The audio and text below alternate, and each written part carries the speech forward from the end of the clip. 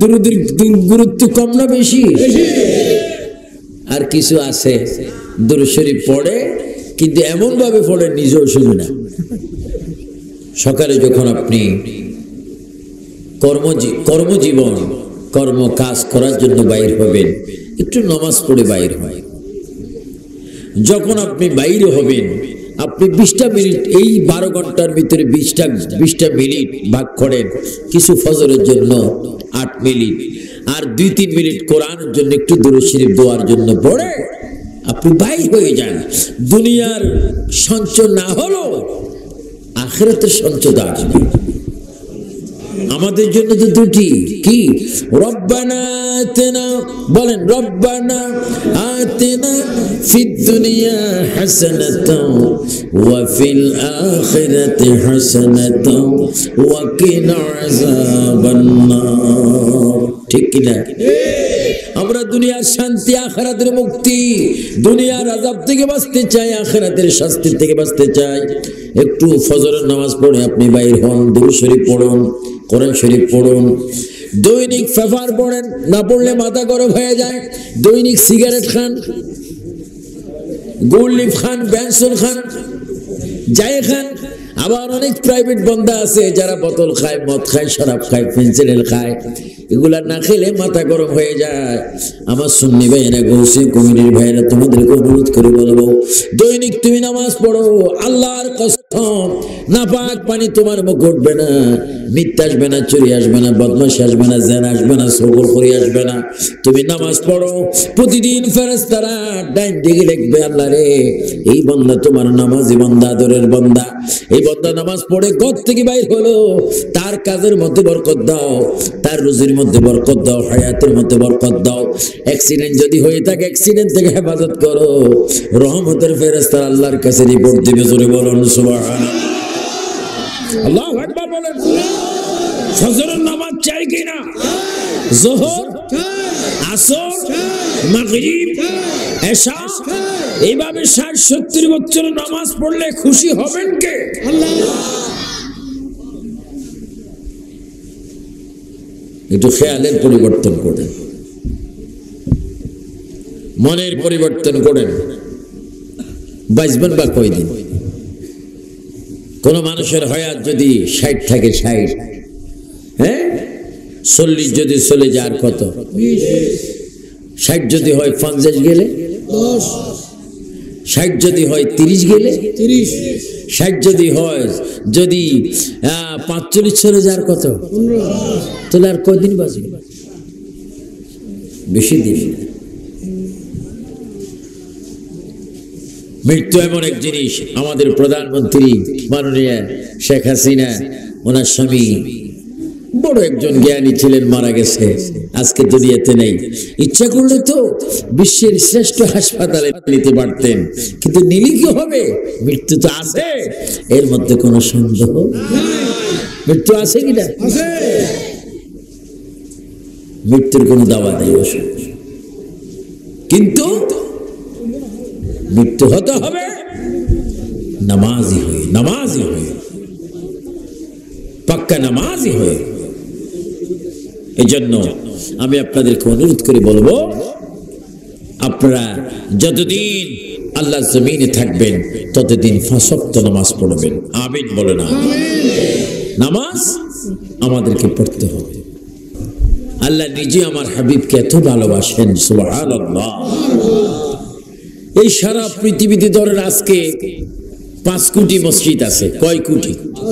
5 কোটি মসজিদে যদি 5 বার করে আজান যায়, কয় কোটি? 25 কোটি। তো 25 কোটি বার যতবার আল্লাহর নাম নেওয়া হলো, ততবার নবীর নাম নেওয়া হলো। আজান, সুবহানাল্লাহ। যতবার আজান দেওয়া হলো, ততবার আমার নবীর নাম নেওয়া হলো। আর এই 5 কোটি মসজিদের ভিতরে যদি 100 কোটি মানুষ নামাজ পড়ে, এই 100 কোটি মানুষ যতবার নামাজ পড়লো, ততবার আমার নবীকে সালাম দিল। সুবহানাল্লাহ। আরো জোরে বলুন না সুবহানাল্লাহ। নবীর তারিফ এত হচ্ছে দৈনিক সারা বিশ্বের মধ্যে, এত তারিফ পৃথিবীতে আল্লাহর পর আর কোন ব্যক্তি সুবহানাল্লাহ বলবেন না। আমার নবীর তারিফ করতেছেন কে? আল্লাহ। আরো জোরে বলেন কে? আল্লাহ। সারা পৃথিবীর মানুষগুলো টুপি মাথার দিচ্ছে, মেসওয়াক করছে, ডিলা নিচ্ছে, একে অপরকে সালাম দিচ্ছে, এগুলো আমার নবীর সুন্নত। এই এত কোটি মিলিয়ন মিলিয়ন মিলিয়ন মানুষ নবীর সুন্নত পালন করতেছে। আল্লাহু আকবার। আমার নবী বলে, যে যেখান থেকে আমার সুন্নত যদি পালন করো আমার মহব্বতে, তোমরা আমার সাথে সবাই বেহেশতে যাবে। আল্লাহ নবী তিনি কেমন নবী? বিশ্ব নবী, নূর নবী, তিনি কেমন নবী? আমার ভাইয়ারা, সুন্নি ভাইয়ারা, যার মাহফিল আমরা এসেছি, মদিনাওয়ালা নবীকে পাওয়ার জন্য আমরা এখানে এসেছি। আল্লাহ নিজে বলেন ইন্নাল্লাহ, সবাই বলেন ইন্নাল্লাহ ওয়া মালাইকাতাহু ইউসাল্লুনা আলান নবী ইয়া আইয়ুহাল্লাযীনা আমানু সাল্লু আলাইহি ওয়া সাল্লিমু তাসলিমা। আল্লাহ নিজে বলেন ইন্নাল্লাহ, নিশ্চয় আমি আল্লাহ, নিশ্চয় আমি প্রভু। ইন্নাল্লাহ ওয়া মালা, এবং ফেরেশতারা, ওয়া মালাইকাতাহু ইউসাল্লুনা আলান নবী, নবীর উপর দরুদ শরীফ পড়তেছি, রহমত দিচ্ছি, বরকত দিচ্ছি। ইয়া আইয়ুহাল্লাযীনা আমানু, বলেন ইয়া আইয়ুহাল্লাযীনা আমানু সাল্লু আলাইহি ওয়া সাল্লিমু তাসলিমা। চিৎকার দিয়ে বলেন সুবহানাল্লাহ। আল্লাহ নিজে আমার নবীর উপর দরুদ শরীফ পড়েন, রহমত দিচ্ছেন, ফেরেশতারা পড়ছেন। সুন্নি যারা, ঈমানদার যারা, তাদেরকে পড়ার জন্য বলেছেন, হুকুম দিয়েছেন। আমার নবীর দুরূদ, আমার নবীর দুরূদ শরীফ এত বড় দামি ফায়দাময় ইবাদত। এজন্য আমার ভাইয়েরা, আমার নবীর উপর পরিপূর্ণ ঈমান আনবেন, নবীর উপর থাকবেন। আর যদি নবীর উপর আপনি দুরূদ শরীফ পড়তে পারেন, নামাজের ভিতরে যদি দুরূদ শরীফ পড়তে পারেন, এই দুনিয়ার থেকে আপনি যেই দিন চিরবিদায় হয়ে যাবেন, আপনার স্ত্রী আপনার পর হয়ে যাবে, আপনার ছেলে মেয়ে জামাই পর হয়ে যাবে, ভাই ভাইয়ের জন্য পর হবে, মা মেয়ের জন্য, মেয়ে মায়ের জন্য, স্বামী তার স্ত্রীর জন্য, স্ত্রী তার স্বামীর জন্য, কমিশনার তার ভোটারের জন্য, ভোটার তার কমিশনারের জন্য, একে অপরের পর হয়ে যাবে। ইমাম সাহেব, খতিব সাহেব মুসল্লির জন্য পর হয়ে যাবেন, মুসল্লি খতিব সাহেবের জন্য পর হয়ে যাবেন, মুতাওয়াল্লি পর হয়ে যাবেন, সব পর হবে। কিন্তু আমার রাসূল বলে, উম্মত রে, সবাই তোকে ছেড়ে যেতে পারে, আমি তোকে ছাড়তে পারি না, কারণ তুই জান দিয়ে আমার দুরূদ শরীফ পড়েছিলি। জোরে বলুন সুবহানাল্লাহ।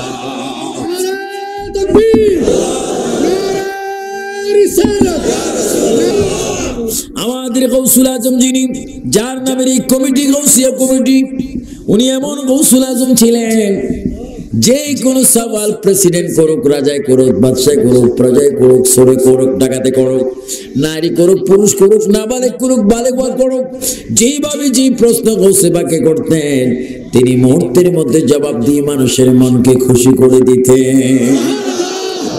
কোন মানুষ যদি বলতেন, হুজুর গৌসুল আজম, আমার দাদা কবরের ভিতর অনেক বছর ধরে, আমার মনে চায় আমার দাদার সাথে আমি একটু কথা বলবো, আমার দাদাকে আপনি একটু জিন্দা করেন। তিনি জিন্দা করাইয়া দাদার সাথে নাতির কথা বলাইয়া আবার কবরে পাঠাই দিতেন।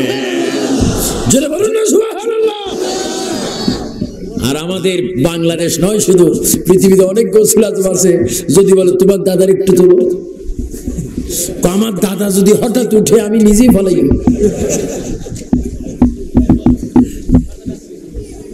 নাউজুবিল্লাহ বলেন। আল্লাহ পাক বেয়াদবির থেকে আমাদেরকে হেফাজত করুন।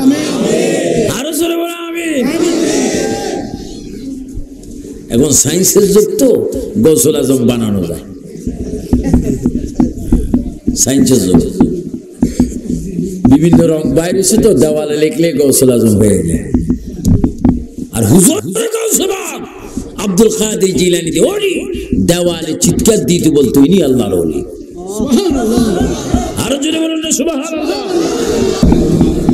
যেখানে থাকো যেতে থাকো নবীর দুরূদ ছাইরো না, নবীজির দুরূদ না সারিলে নবীজি আমাদের ছাড়বেন না।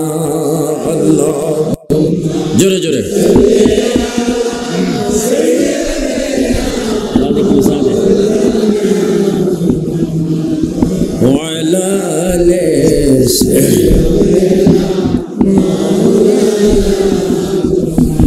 উড়ে যা রে বাংলার হাওয়া, উড়ে যা রে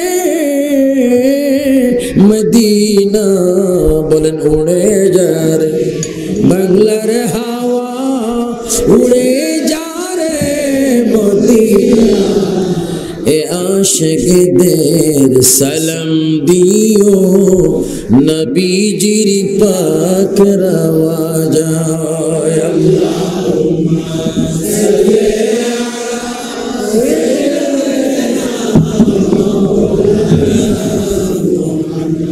ওয়া আলা আলি সাইয়্যিদিনা।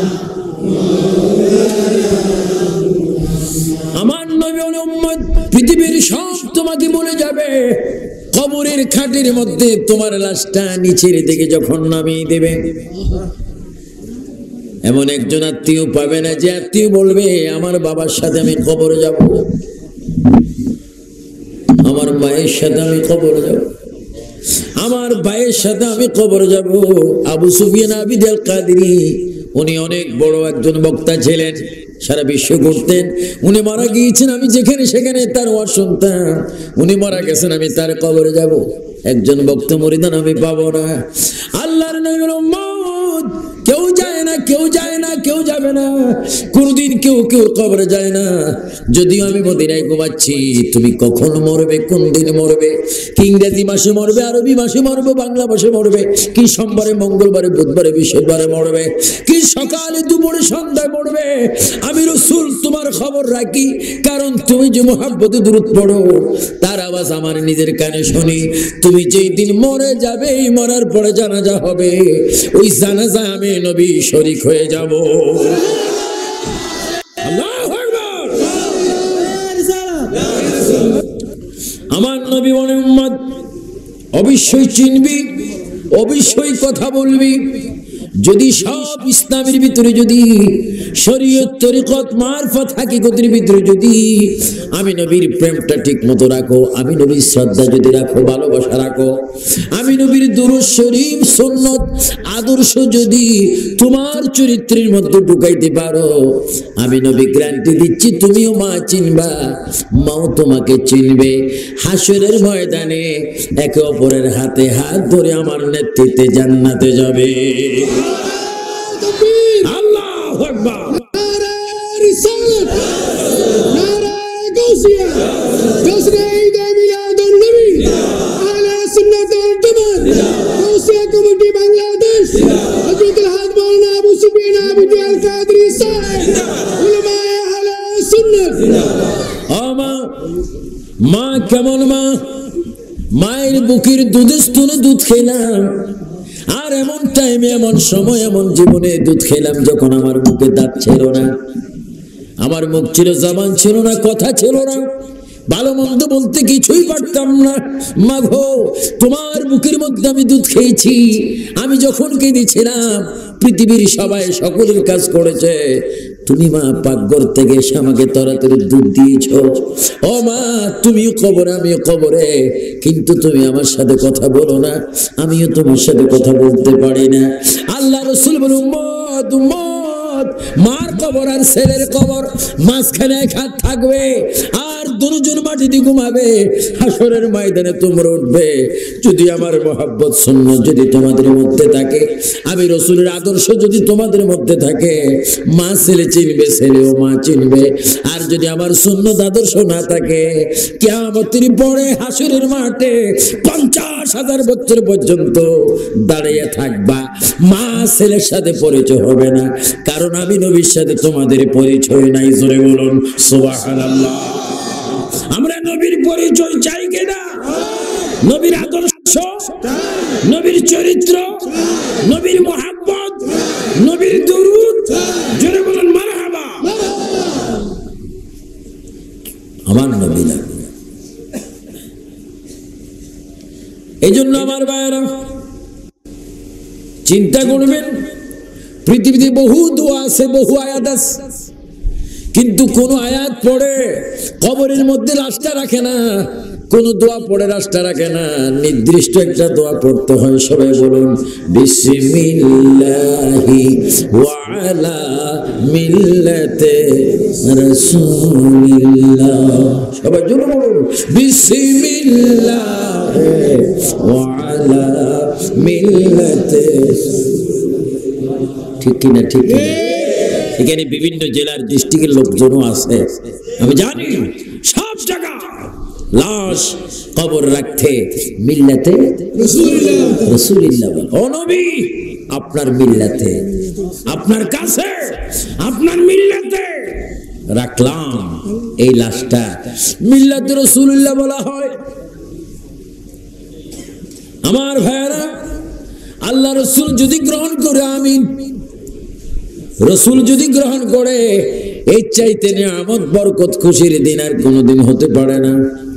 কিন্তু আমার নবী যদি ডাক দেয় কবরের ভিতরে, উম্মত রে, আমার মিল্লাতে তুই আসলি, কিন্তু আমার উপর তো দুরূদ শরীফ পড়লি না।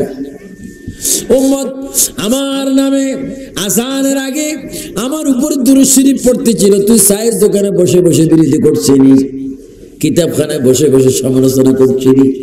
আজকে আমি নবীর মিল্লাতে তুই আসলি, কিন্তু আমি নবী তো তোকে চিনি না, আমি নবী তো তোকে গ্রহণ করবো না। আমার সুন্নি ভাইরা বলুন, যদি আমার নবী যদি না চিনে তাহলে তো উপায় নাই। আর নবী যদি বলে উম্মত উম্মত 60-70-80 বছর বিভিন্ন মাহফিলে গিয়ে আমার পক্ষে ছিলে, না রেসালাতের স্লোগান দিয়ে দিয়ে চোখের ফানে ফেলেছিলে, আজকে কবর যখন এসেছ, এখানে তো তোমার দুনিয়ার আপনজন কেহ নাই। আয় আয় উম্মত আয়, আমার কোলের মধ্যে আয়, এমন ভাবে তোকে আমি গ্রহণ করব, আযাবের ফেরেশতারা ডিস্টার্ব করবে না।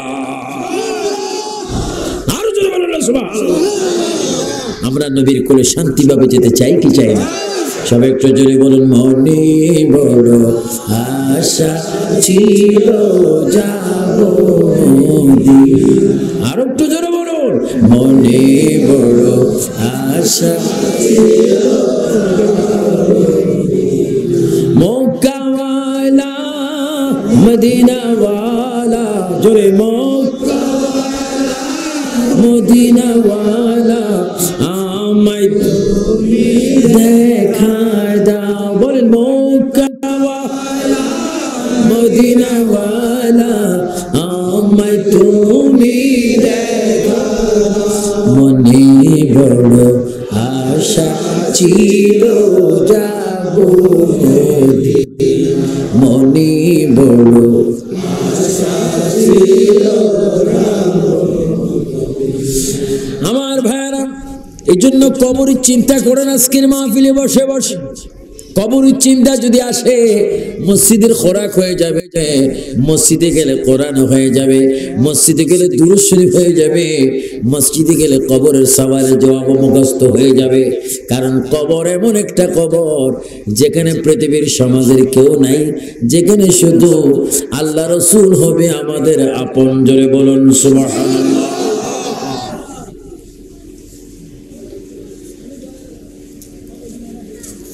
নবীজির মেয়ে ফাতেমা, বলেন নবীজির মেয়ে। নবীজির তো কোনো ছেলে নেই, ছিল 4 জন, কাসেম, তৈয়ব, ইব্রাহিম, তাহের। এরা ছিল, কিন্তু এরা নাবালেগ অবস্থায় আল্লাহ নিয়ে গেছেন। সুবহানাল্লাহ। নিয়ে গেছেন কেন? এটা নিয়ে ওয়াজ করলে অনেক দিন আমি বলবো। এ নিয়ে গেছেন কেন এই ব্যাপারে যেন আমার আজিজ মাওলানা সিরাজুল ইসলাম সিদ্দিকী যেন জুমার দিন, আগামী দিন কি বার? শুক্রবার আমি জুমা পড়াবো চাঁদপুর মসজিদে গৌসুল আজমে গিয়ে, আমার মাদ্রাসা।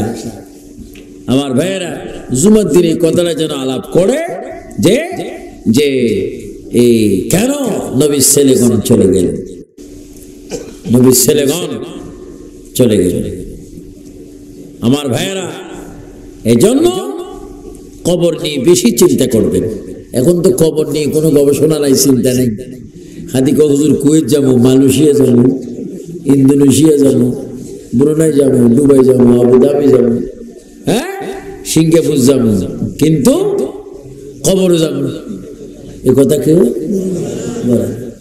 কবরে যাবো এই কথা বললে যদি হঠাৎ আজরাইল এসে যায়, খবরে যাইতে চায় না। আরে খবরে যাইলে তো খুশি, যত আগে যাইতে পারি তত আগে নবীর দিদার পাবো, খবরের ভিতরে নবী দেখবো। আল্লাহ পাক যেন আমাদের সকলকে কবরে ঈমানের সহিত যাওয়ার তৌফিক দান করে। আরো জোরে বলুন আল্লাহুম্মা আমিন। ঈমান দেওয়ার মালিক কে? আরো জোরে বলুন না কে? ঈমান দেওয়ার মালিক আল্লাহ। আল্লাহ। এজন্য ঈমান আমরা চাই। নবীজির মেয়ে বলেন ফাতেমা জোহরা রাদিয়াল্লাহু তাআলা আনহা, তিনি আল্লাহর নবীর পাশে বসে আছেন ওফাতের সময়। নবীজির ওফাত হচ্ছে, এদিকে নিয়ে কত সমাজের চিহ্ন, বিভিন্ন মাননীয় সম্মানীয় ব্যক্তিবর্গ এখানে আছে। সবাই মরবে না? যেটা বলে সবাই মরবে না? কে কে মরবেন না হাত তোলেন, একটু আমরা আশ্চর্য ঘটনা একটু দেখতে চাই।